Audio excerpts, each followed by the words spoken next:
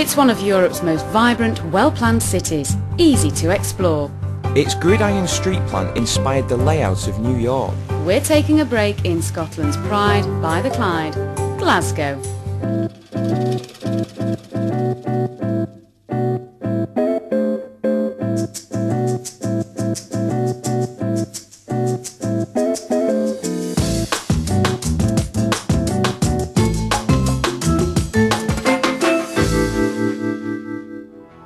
Hello, I'm Anton Dean and welcome to Britain's Best Breaks. This time we're in the great old city of Glasgow, where we'll be finding the best places to stay and showing you some of the city's many attractions. Britain's Best Breaks helps you make all the right decisions when you're planning that well-earned break. I'm Francesca Robinson, and over the next half an hour Anton and I will be guiding you around this lively, friendly city. They say that Glasgow is second only to London as a shopping centre. It's full of culture and history, and its innovative layout make it easy to get around.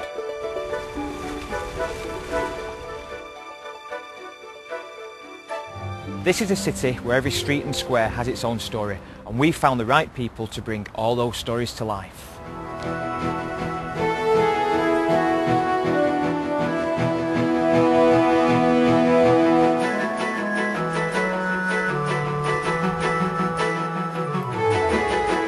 Scotland's 260 Blue Badge guides offer excellent service in 17 languages. Galleries, its theatres and museums.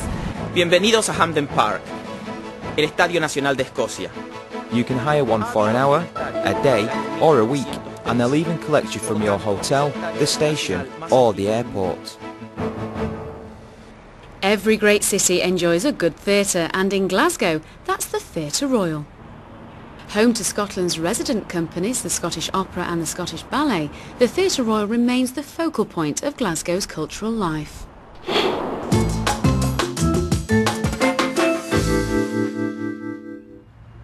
For centuries, Glasgow has been a great international port and a centre for shipbuilding, and down by the Clyde we've discovered a couple of maritime experiences you simply shouldn't miss.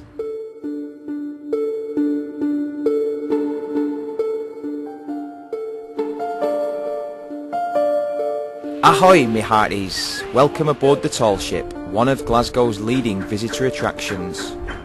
She's the Glen Lee, a three-masted bark launched in 1896. She's been around the world 4 times and survived 15 passages around Cape Horn.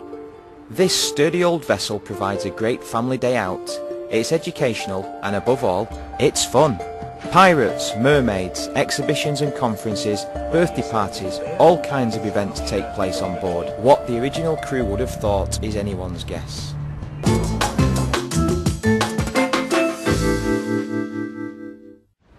The cultural history of Scotland has been enriched by a succession of great artists, designers, architects and inventors, and Glasgow celebrates this fact with some impressive museums and art collections.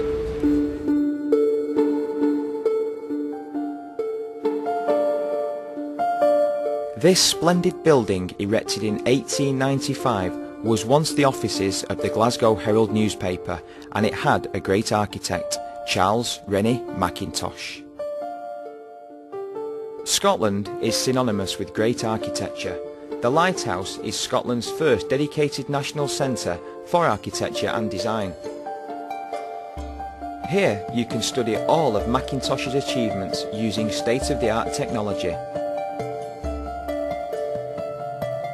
And there's a real bonus, the view from the fabulous Mackintosh Tower. Glasgow's Museum of Transport in the Kelvin Hall attracts 500,000 visitors a year. There are some real eye-openers, such as Scottish-built cars like this Arul Johnson and the Argyll and Albion. Some of the greatest ships in the world were Clyde built, and these fabulous builders' models tell their proud story. How would you fancy riding to work on this? From Glasgow's mighty locomotives to prams and trams, this museum will keep you occupied for hours. What does it feel like to be a football star about to play a game? Now you can feel that buzz here at Glasgow's Hampden Park. the world's first international football stadium. This is the home of the Scottish Football Museum. There are over 2,000 objects on display, including the world's oldest cap and match ticket from the first international match of 1872. This is a must for any football fan. Standing elegantly in the heart of Glasgow is the second most visited gallery of modern art outside London. The art exhibited here includes a wide range of work from conceptual Scottish artists such as David Mack to paintings and sculpture from around the world. Since opening in 1996, this building has enthralled and inspired several million visitors, and you can even check your email. This is one of Glasgow's cultural gems, and admission is free. When there's talk of wedding bells in Glasgow, most romantic couples head here, the Argyle Arcade. I can't remember a size. This wonderful arcade has been here since 1828. It's always been the home of some of Glasgow's most luxurious shops, and today houses the finest collection of jewellery outlets in the city. Before he died in 1859, the Glasgow architect John Baird left us this stunning iron-framed hammer beam roof. If you are celebrating that special occasion here in Glasgow, then this is a definite location.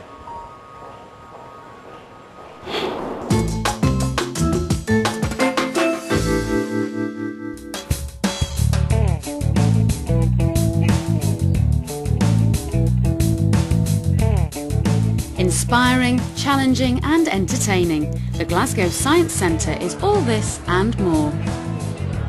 The exhibits will often dumbfound you, but there's always a scientist on hand. The mysteries of the universe never fail to fascinate, and in the Scottish Power Planetarium they're all revealed. Among the breathtaking experiences is the 380-seat IMAX cinema, with Scotland's largest cinema screen. With a shop, a restaurant and plenty to see, you needn't be a boffin. Science is a lot of fun.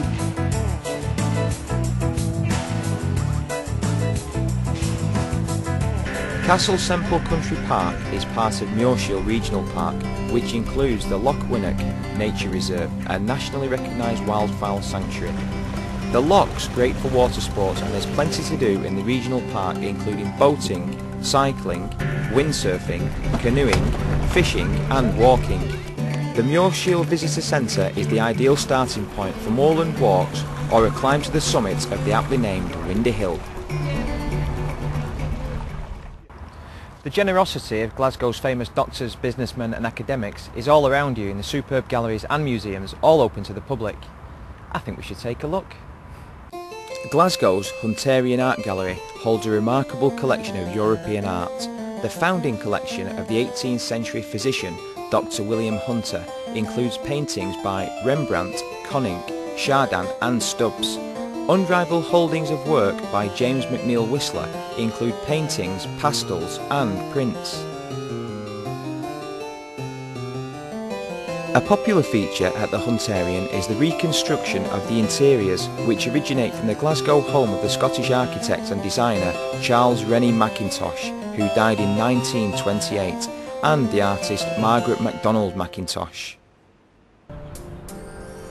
The Kelvingrove Art Gallery and Museum houses one of the finest civic collections in Europe. Roger the Elephant is just one of a vast number of items in the Natural History department. Imagine going into battle in this, made in 1550 for the Earl of Pembroke. As the most visited museum in the UK outside London, this irresistible venue can only add to the pleasure of your break.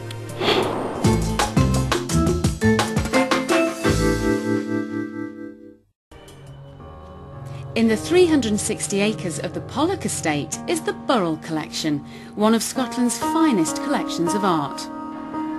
In 1944, the shipping magnate Sir William Burrell gave almost his entire collection, 9,000 works, to the city of Glasgow, along with £250,000 to construct a building to house it. The building contains medieval art, tapestries, furniture, works by Degas and Cézanne, plus a collection of Islamic art.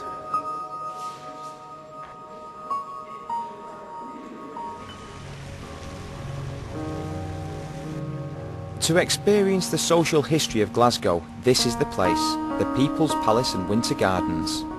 This is the family of the Glaswegian tobacco merchant, John Glassford.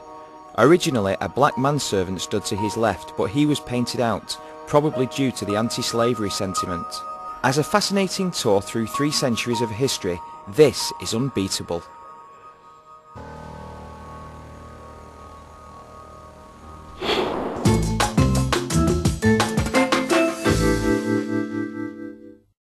Of course, there's far more exciting things to do in Glasgow than we could possibly squeeze into our show, but we think we've shown you just how exhilarating Glasgow is.